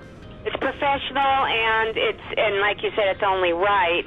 And then because these people put their reputation in a way, whether they do it for money or just for free, and whether they're, they're accepted in the community or not. People, that's putting yourself out there in the public to where, oh my gosh, really, you can't judge anything. It's really hard, I can only give my opinion on what I feel, but, and I respect the people that put out theirs as well, because, I don't know. My sighting and my experience was in the 80s, and the technology, and so, there's so many factors, the exopolitics, you have to go into that where, if we do, as the government have, drones and planes and things, of course, there's some things we don't want to share if, somebody might get it in the wrong hands, that kind of thing. So, but it's all interesting. So I'm glad that you're putting your show out there, and you're doing it honorably, because it keeps it credible. It keeps it from being so laughed at, because a lot of people, they're starting to accept it now. Well, not just accept it, but want it too. There's a lot of fans of the concept of aliens and UFOs. I'm one of them, frankly. Hey, here's a concept that I put out there as far as, just having people make up their own minds. And sometimes the government makes up their mind, and, I don't always agree with it. One of them is that with Osama bin Laden, right? This is one of my major arguments. If Osama bin Laden, they really got him, and there's photographic evidence, why don't they put it out? And if they did put it out, everybody's going to have an opinion anyway. They could have been faked or not. And then, so why not just put it out anyway and let the people decide whether it's fake or not? And just, hey, don't suppress it. That just makes it look weird, if you ask me. I agree. I'd like to see it personally. Sometimes, the more real it is, the more people won't believe it anyways. Yeah, and I want to see it. I want to see it just so I can make up my own mind. I don't care. Just show it. And if they're going to say it is what it is, then okay, we'll live with that. But at least I got to see it. Mm-hmm. His beard, flapping in the wind as it went from the hole to the surface of the water. Pretty much. Yeah. Yeah, the whole thing. Everything they documented. Why not just... And there's nothing to be. They showed Uday and Kusei's, everything else up to that point. They didn't have a problem showing Gaddafi getting shot, or Saddam Hussein getting hanged. They got all that out. Yep. It's a big old broken neck. Yep. Oh. Thanks, Dave. Yeah, those were amazing times. And, things are a little bit changing. Like I said, the government's going in the way of suppressing journalism, taking away their, their rights and keeping their sources secret. And to me, that's the wrong direction. Hopefully, it doesn't go that way. Well, so now, Blake, your channel over on YouTube is Third Phase of Moon. Are you on Twitter and Facebook, and how else can people get a hold of you? Pretty much, yeah. We have a Twitter account. You go to YouTube, and there's a Twitter button, and there's a Facebook button. And we're trying to get the word out, no doubt about it. Pretty much, yeah, Third Phase of Moon. And the best way to get in touch with us and share the footage is via Skype, because we want to get to know the people before we use their footage, because I want to make sure it's footage. And, if we could get testimony and a Skype interview, that would be great, too. Not everybody wants to come forward. That's fine. Skype allows you to transfer the video file over. Sure, absolutely. And so, how do they contact you on Skype? What's your handle? Third Phase of Moon. Third Phase of Moon. Awesome. Good stuff. So, Go ahead. Hey, thanks a lot, guys, for bringing me on the show. I'm a fan of yours now. I've been listening to you guys for the past week and a half, especially when you started talking about third phase. And I've heard some things. You still came on, huh? Oh, yeah. We could take it here at third phase of moon. Well, No we pick doubt on about everybody. I make fun of Blake because he sounds like that cop from the Wildest Chase video. Dave, what's the cop's name? Gambinell, former Multnomah County Sheriff. Yep. He's a local guy, and here at Third Phase of the Moon, we'd like to take this opportunity to tell that those bad aliens aren't going to be abducting anybody anymore. The only thing they're going to be abducting is a jail cell out at Area 51. Tune in next time at Third Phase of Moon. My late brother used to call that, World's Wildest Police Chases the Gambinell Action Hour. Yeah. Here's some wild and crazy aliens on the road to abandon. It's that passion in Blake when he's on the. It's right. It's directed straight into the camera. It's like you're talking directly to the viewers, which is perfectly professional. It's exactly what a producer and writer would want in a host of a show. It's trial by error. And let me tell you, my biggest help out there is the people that comment. Because they're telling me, quit moving your hands so much. Or quit moving. And, the criticism comes in, and, hey, you got to listen. Tell us. Can I say something about his passion? Yeah, go ahead. Going to the moon, landing on the moon, apparently is the biggest thing that humanity has ever done. Mm-hmm. What Blake is doing, others too, but Blake, what he's doing is he's not talking about something, just anything. He's talking about major stuff. We're not in Kansas anymore. He's talking about stuff that people really need to wake up to. That's why, if he was boring or whatever, people would be yawning. People are always going to complain. But he's trying to get disclosure. He wants everybody to know what's going on. 2 months ago, I would think you guys were all crazy. But I saw these things, so his sensationalism, or whatever it's called, his enthusiasm, his passion for everything. I can respect it because he's talking about something really serious. He's a professional host, and his content is a separate separate issue from how he conducts himself in front of the camera, and that's a really cool thing. Yeah. Aside from the content, which is also very cool. By the way, August, you're back with us. So Blake, tell us about your blooper reel. Have you ever face planted while you were walking towards the camera or anything? What's the most embarrassing thing that you've done that never made it to your channel? If I had a blooper reel, it would be longer than any UFO video or videos all time. What are some of your favorite self-defaming moments? That's interesting. Well, most of the time, if you notice, in quite a bit of the videos, I'm trying to get an art to it, but it's walking with a microphone and a 20-foot cord connected to it. So I'm always having to walk in a weird, awkward way, try not to step on it. Yeah.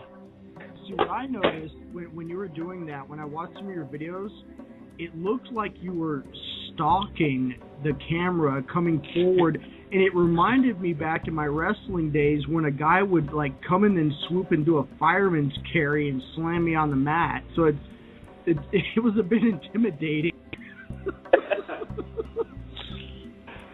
It's good. Did you ever? Has there ever been an incident that? What would be your favorite blooper moment?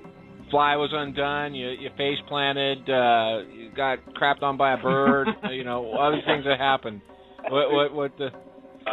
A lot of the bloopers we just leave in, and then I'll leave it to getting all the rib that the people give me. I gotta go back through your videos. What we should do here on Strange Visitors is do a third phase of Moon segment, And I'll go back to the very beginning, because what I started doing was I started playing, just UFO clips, because my personal favorite. And I got to tell you, you know how like when you're searching on YouTube, it'll give you, your little thumbnail that will usually be a frame from somewhere in the middle of the video. And so it was just that I would always go for the daytime, videos, ones that were like, 3 minutes max. And I started hitting on yours, just because they fell into the same kind of criteria that I look for. There's Dave reefing out. That's one thing. I'm relatively new to your channel, Blake. I guess I would say that I discovered it because your videos fit into the same kind of criteria that I long for in UFO footage. Probably what we say, August, about no more than about 6 months, maybe 4 to 6 months. It's got to be daylight, clear. No, I mean we started noticing Blake's videos. I guess about 4 or 6 months ago. It was relatively recent. So it's been pretty recent, and I got to say. See, we've gone through a lot of footage here ourselves, and we've gotten a lot of testimony through other sources. By and large, there's been a lot of just, graphical, people do their own illustrations. Some photos are fuzzy, and a lot of people have done artistic renderings. But by and large, if you go through YouTube and you can just pull videos, you don't know the sources, you don't know where it's coming from. You do a good job of documenting your sources, citing them, where it occurred, dates, things of that nature. And what it did is it stands out. It stands out, and it makes it accessible, and it's something that I think is it's something that people should aspire to, the criteria and the quality. Wow. Again, thanks again. It's what people are saying and what everybody's saying here, it really makes it feel like what we're doing really matters. And, it is hard work, and we work every day at it, and it is a passion, and we want to get the word out. And, exactly what you're exactly saying is what we strive to be the number one most watched UFO video. If you're going to watch it, not number one most watched UFO video. If anybody wants to keep up with Third Phase of Moon, by all means, because I'd love to watch their channel too. Right. That's the thing. It's just so there's nobody that even wants to even come close. Come on, let there be another face to UFOs on YouTube and do what we're doing. I'll subscribe to the channel in a heartbeat. It's a collaborative effort that all of us, we're all seekers of knowledge, seekers of truth, and trying to find the best evidence that we can. You can spend all day putting together information and videos, and a lot of it is questionable.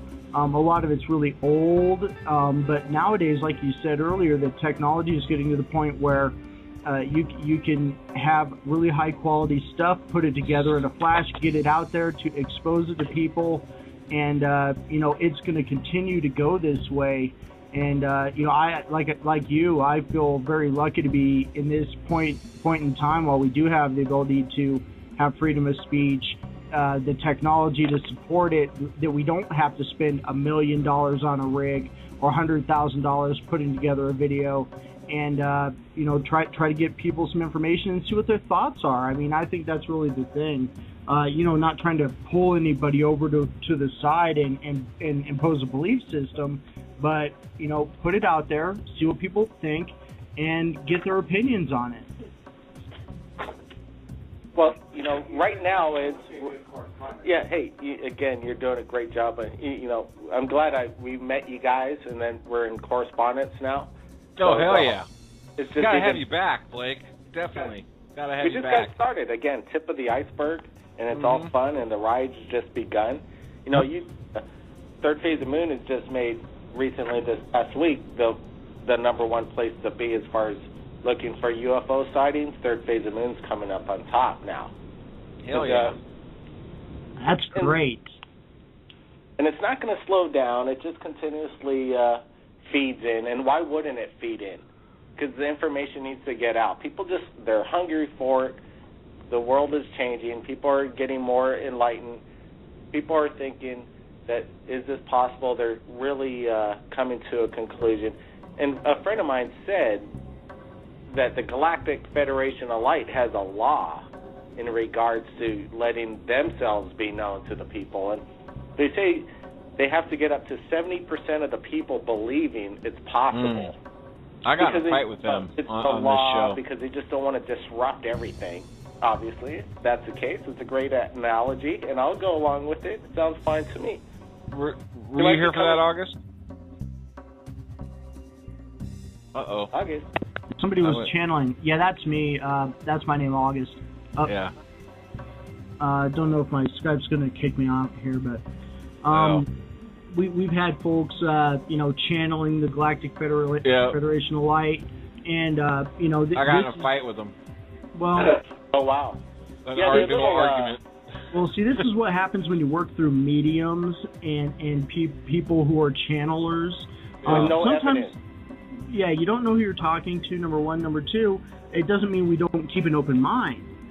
We definitely do. But at the same time, if somebody could define an agenda, if it has to be 70% of the population before they do feel it's safe to reveal themselves, then hey, I'm all for it. Let's do the best we can, because if that's a criterion that they've put out there, let's meet it and see where it takes it. Life is a wonderful journey. Let's, like you said, let's get on the roller coaster and put our hands up and see where we go. For sure. Hey guys, I'm gonna get going. I'm gonna let you guys close out the show. Can I say my one signature line here, guys? Absolutely. If you've captured anything amazing regarding UFOs, contact Third Phase of Moon via Skype. My name's Blake Cousins, and we'll see you again next time. That's how he closes out all of his videos, for sure. That's a good tagline. Is that your closing tagline? Oh, did he go already? You still there, Blake? Hey, thanks a million, Blake. It's really been a pleasure. Yeah, it has been. For sure. Oh. Okay, you guys. It's a dramatic departure. Yeah, totally. Thanks, Joe, for calling in. I want to thank August, as usual, for being here, Psycho Dave for being here, and Erica for calling in. I want to thank the people in BTR and people over at strangevisitors.net. Erica, befriend me on YouTube, on Facebook. Okay, I definitely will. Thanks. Yeah, I think sure. I am, maybe. I'm not sure. I have to check it. Okay. You guys can follow the show over at Twitter at Strange Visitors. You can find us on Facebook at Strange Visitors or Todd Anderson. Find us on Facebook at Strange Visitors or Todd Anderson. All right, you guys, gotta go. I love you all. I want to thank Blake, of course, for being on the show, and we'll see you again later this week. Later this week.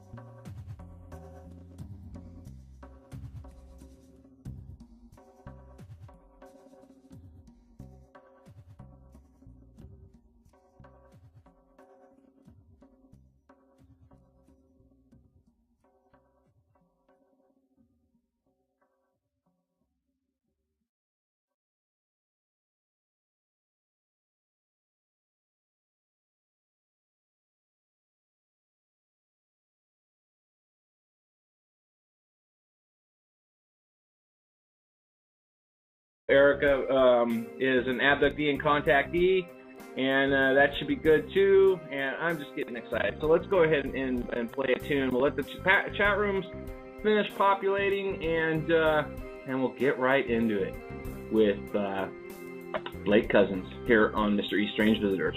What's up, August? How you doing tonight, buddy? Having a good time. How are you? I'm doing good. That's good. Outstanding. You have a good weekend? I did. Yeah? You look like a face in the dark on webcam. Do I? Yeah. Like a floating head? You look like you're going to start singing Galileo, Galileo from that, we're dating ourselves here, from the Queen video. Whatever Rhapsody. Bohemian Rhapsody. Bohemian Rhapsody, right. Oh, man. I'm going to turn the lights back on. Quick. No, looks great. Hey, Erica, how you doing? Hi. Hi. Good to be here. Yeah, you ready for a night of UFOs and aliens? Floating head. Huh? Me and August are like floating heads when we're on the video now. Oh, are you on cam too? No, I'm not. Oh. But in your mind, you're a floating head. Yeah. Right? You go, oh. Right on. Oh, man. What an exciting show. I can't wait to get it. Let's bring Blake in right now and check in with him. Hey, Blake, how's it going, buddy? Standing by. Yeah, here you are. Now, for Blake was having a problem with the Skype button on his end out of Hawaii, and so he used his landline to call in, and I recognized the area code. So, but you sound good. I think this will work just fine, as long as you don't get cauliflower ear. Yeah, floating head. You look like you're going to start... Uh-oh, we're hearing an echo come through. Yeah, well, let me just turn it down on my end. Be like the old Art Bell days. Turn your radio down, sir. There we go. We're all good. We're just getting the delay with your video via the phone. Now I know which one's coming in faster. The phone. Yeah, obviously. Right. You'll notice that when you're on the phone with us, in the webcam room, that the audio does sync up with our lips. Now, if you weren't on the air or on the phone with us, there's like a 6-second delay or whatever. I don't know why. I don't have a dump button, so there's no reason for a delay here, but we get one anyways. So what did you do all day today, Blake? Well, what we do here at Third Phase of the Moon, probably, 10 to 12 hours a day, talk to people from around the world in regards to, UFO sightings that they captured, looking at UFO footage that people sent to us, deciding what video we're going to put out on Third Phase of the Moon. Today we put up a video that just came to us from New York with a police helicopter actually circling the object. It was absolutely amazing. At one point, it seemed like they merged together. The police officer got so close to the object, the helicopter was scared what it saw and instantly took off. It was just a great capture. And it's amazing. When did you upload that one? The link was the link up there. If you just take a look at a massive UFO sighting over LA and YouTube, it should come up on the top. Okay.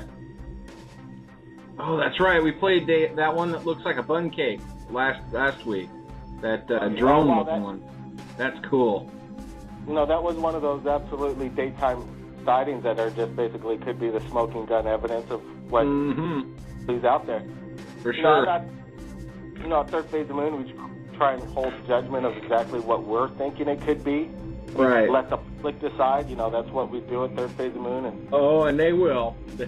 Any skeptical eye will pick any video apart, and you'll get the most critical thinking that's done out there. Yeah, that one was particularly interesting because that was a color. The colors are so vibrant on it, whereas you usually see shimmering lights or something that's a little bit metallic. In that video, it almost looked like it was brown or maybe bronze. Something was a little bit unusual. I'd like to hear.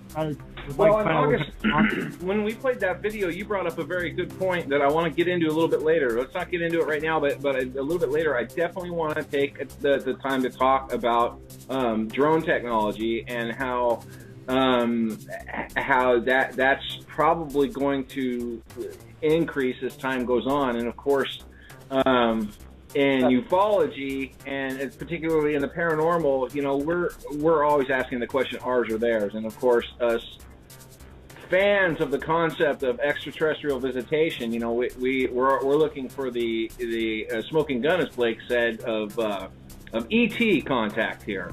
You know, the aliens versus the latest greatest government drone technology.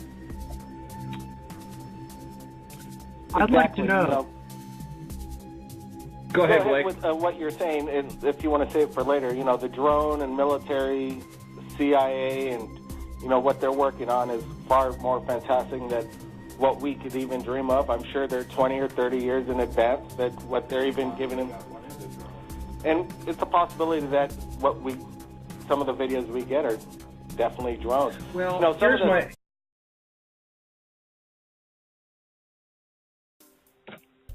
You are listening to Strange Visitors, and today is Monday, July 30th, 2012, and I'm Mr. E.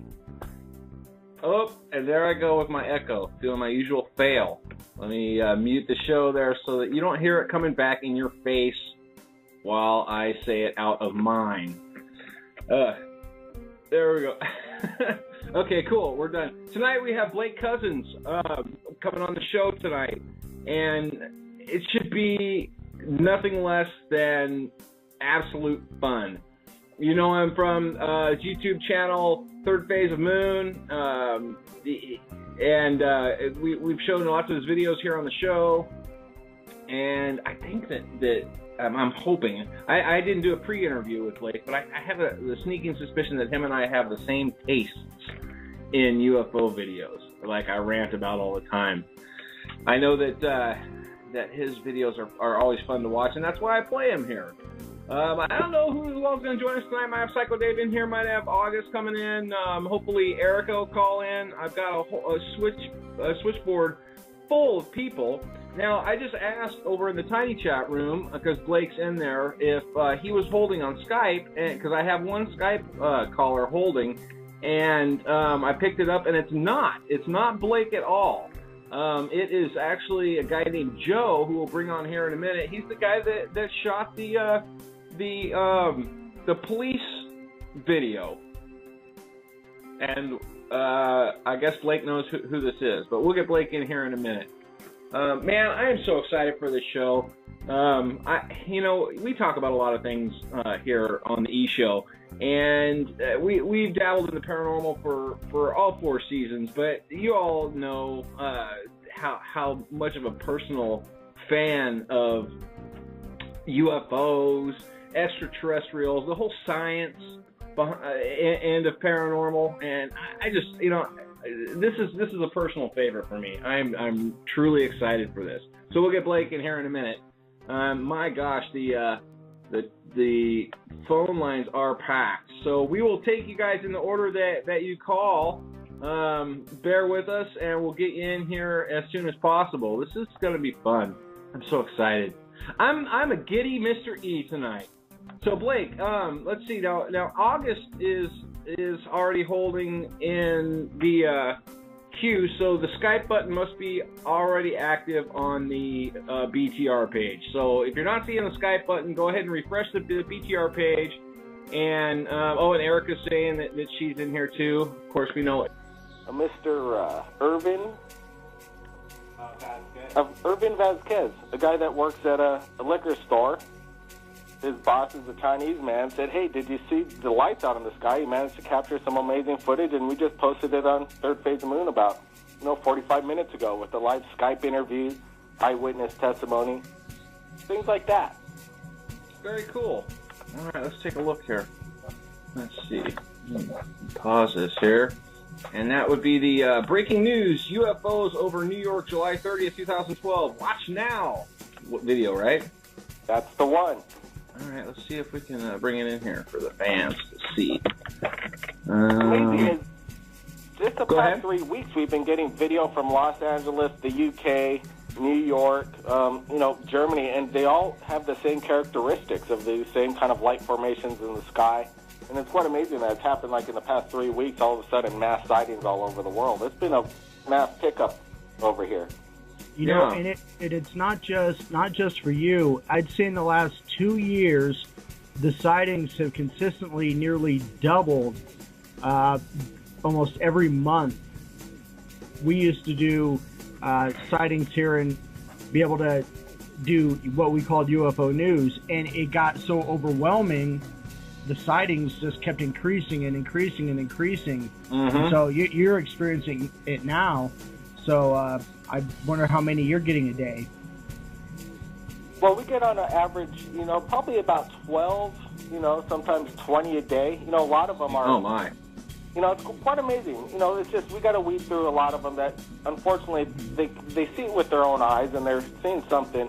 But to capture a UFO against the dark of night and just seeing a white dot in the sky, we're just going to have to pass on a lot of those videos. What we're wanting to see is foreground. Like you say, Mr. You love daytime footage, and so do we, and that's what we... Yes. I like the nighttime ones as long as there's exotic maneuvers. Exotic maneuvers and some foreground that you could take a look at. Sure. Something you could compare it to. Mm-hmm. Recently, we just had from Mitchell Lubin from Los Angeles. Him and his buds were out on the balcony and caught one of the most amazing videos that we put on our Third Phase of Moon channel of a police helicopter surveillancing a UFO in the sky. Did you manage to take a look at that one? Oh, I'm not sure. I've got your latest one booted up here, the one you were just talking about. But New York one's good. Certainly. Yeah. Well, they're just coming in at fantastic rates. But this one of the massive LA sighting.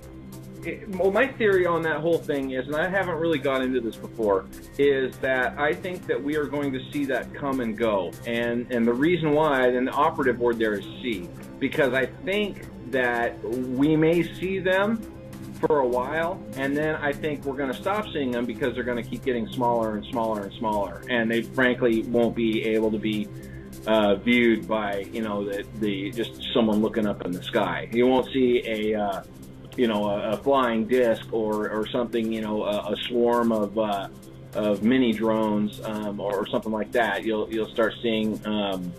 You're seeing it blend into nature, something that looks like a dragonfly. You see it come flying by and it would just look to you like a dragonfly or a bird on a wire or some of these other things, or maybe even to the nano level. I mean, I think that we'll probably see, I'm just pulling this number out of thin air, but we'll probably see, 5 to 20 years of, what's obvious technology flying around the skies, and then it'll just kind of go away because there's a theory that, the United States and certain other countries, their technology is way more advanced than a lot of other countries out there. Maybe some of the things that we're seeing are possibly, just outdated drones that were coming from other countries. And the things that the U.S. and the other countries are working on are more of invisibility, working on, cloaking, and, more plasma devices that are going to shield aircraft from visual view. Like you're saying, not so much as actually nano flies flying around to survey people and fly in people's homes, or even military bad guys, or, bad guys. Go after the bad guys is all fun. Sure, counterintelligence by the bad guys themselves. You figure that as the technology becomes more prevalent, that it's going to become more inexpensive, and the good guys and bad guys will both have drones. I could totally imagine there. I could imagine there being a bad dragonfly drone out there keeping an eye on the cops. Natural progression. Yep, it is a natural progression. Let's take a look at your breaking news over New York video here, and it looks like it's about 3 minutes here, and we'll talk about it here in a second. This is Third Phase of Moon's latest video.